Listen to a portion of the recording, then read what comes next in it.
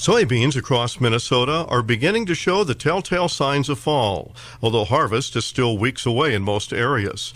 Soybean development is highly variable across the state because of variable conditions during spring planting. Much of the state was wet, followed by some extended periods of dry weather. University of Minnesota soybean agronomist Seth Nave says variable conditions mean farmers may see a wide range of results come harvest. It's hard to generalize across the state because even within counties there was have and have-nots.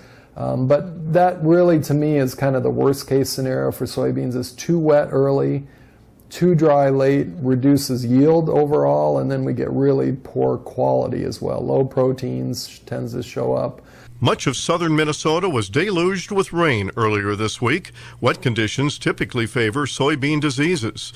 Because the rain came late in the growing season, the wet conditions are more likely to cause harvest headaches than contributing to more disease issues. That really affects us more from a harvest and logistics standpoint. Depends on how things turn out in those early fields, where farmers were going to try to get out in the field in a couple weeks to do those soybeans. If they got 4 or 5 inches in those areas, it's going to be really tough going. While soybean harvest typically occurs before corn, the wide-ranging variability may mean farmers will have to adjust their harvest pattern.